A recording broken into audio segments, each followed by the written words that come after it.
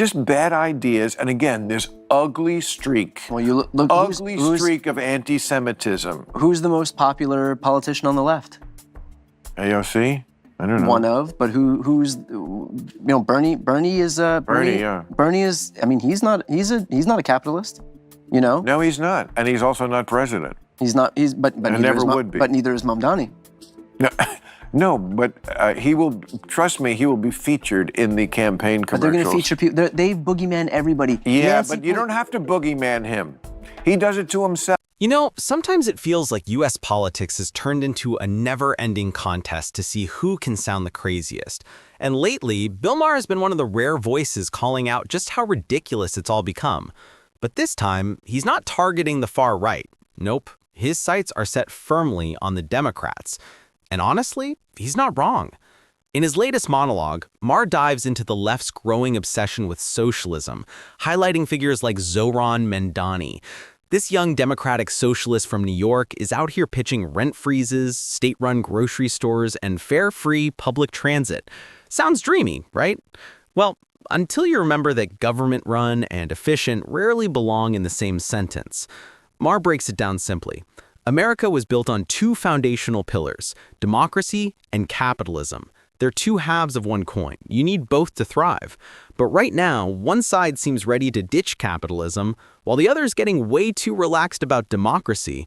Republicans, Maher says, put faith, nationalism, and winning above everything else. Democrats, meanwhile, are busy convincing people that capitalism, the very system that made America the global powerhouse it is somehow evil. Then Maher drops a stat that stops you cold. 74% of Democrats now say they support democratic socialism. 74%! Only 16% still back capitalism, the same system that, for better or worse, built the modern middle class. You don't need an economics degree to see where that path ends. That there are two pillars that this country is founded on. One is democracy, and one is capitalism, free markets. And it seems like one party wants to get rid of one, and the other party wants to get rid of the other, right? The Republicans are not that, democracy is just not number one on their list. It just isn't. It isn't. It's behind Christianity and a few other things. And the Democrats, I mean, I read these, 74% are for democratic socialism. Only 16% favor capitalism. Is this going to be a country that I don't recognize in 5 to 10 years if we don't have these two pillars? Let's take a moment to process that. 74%? That's like 3 out of every 4 people at your workplace deciding the company should stop earning profit and start giving everyone participation trophies. Who's paying the rent? Who's funding the projects? Nobody knows, but somehow, free stuff for all has become the new political rallying cry. And this is exactly where Maher's warning hits the bullseye. He's not pretending Republicans have it all figured out, far from it. But he's sounding the alarm that Democrats are racing full speed toward a cliff by letting socialism redefine their image. Because here's the catch. You can't fearmonger about someone like Mamdani when he's out there doing the job himself. The guy openly embraces the democratic socialist label, talks about seizing the means of production, and argues for government control over essential industries. Maher cracks that if Democrats keep giving people like him the spotlight, they might as well wrap up the next election and hand it to the GOP with a bow on top.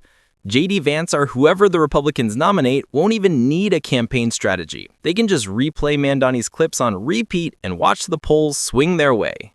I mean, where are the Democrats going with this? If Mamdani is the face of the Democrats on the East Coast and Katie Porter is the face on the West Coast, I don't know if that's great politically for that. And Maher's right. Voters aren't stupid. Americans can still tell the difference between compassion and chaos. They know when an idea sounds noble on paper, but crumbles in reality. Mamdani's agenda, packed with talk of fairness and equality, might earn applause in a college seminar, but out in the real world, it's a slow-motion economic train wreck. Just look at history. Every nation that's taken that same fairness-first detour, Cuba, Venezuela, the old Soviet Union, all began with the same promises: equality, justice, free everything for everyone. But where did it lead? Empty store shelves, corrupt bureaucracies, and citizens scrambling for basic goods. That's not progress or compassion. That's collapse dressed up as idealism.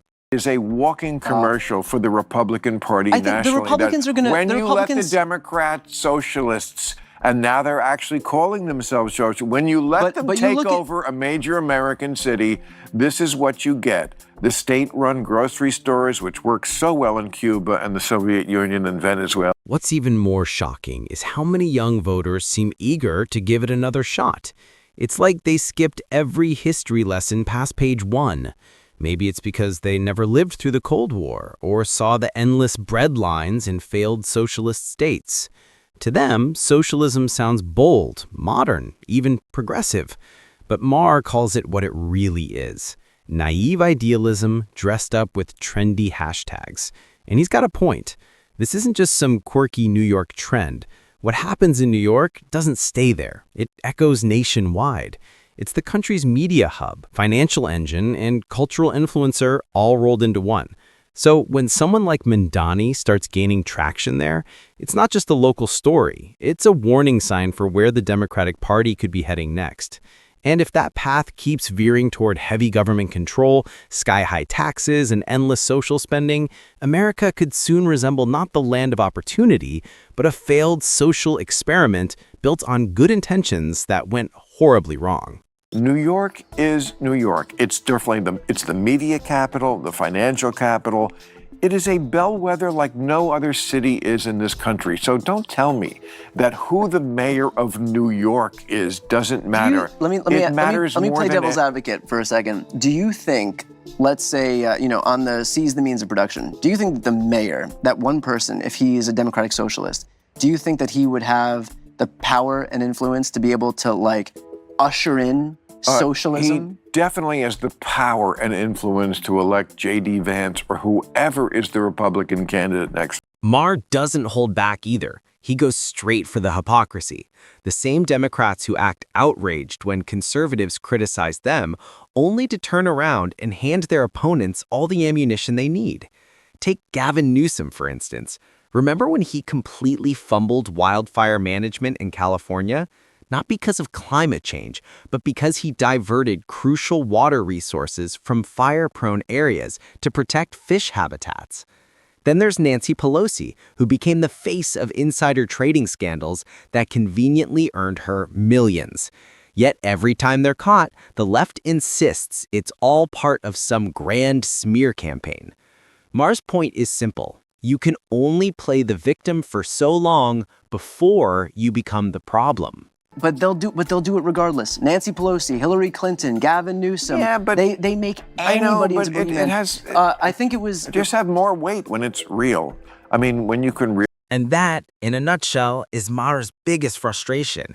He's saying the left doesn't even need enemies anymore. It's doing a perfectly good job tearing itself apart.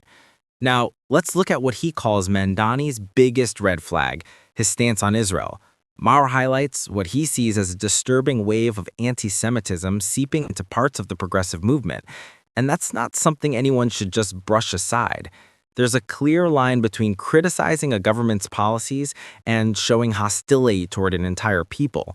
When that line gets blurred, it's no longer activism. It's prejudice disguised as politics. Bad ideas, and again, this ugly streak. Well, you look ugly streak of anti-Semitism. Who's the most popular politician on the left? AOC? I don't know. One of, but who's Bernie? Bernie is Bernie, yeah. Bernie is. I mean, he's not a capitalist.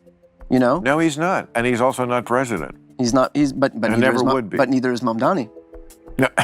No, but he will, trust me, he will be featured in the campaign commercials. But they're going to feature people. They boogeyman everybody. Yeah, but you don't have to boogeyman him.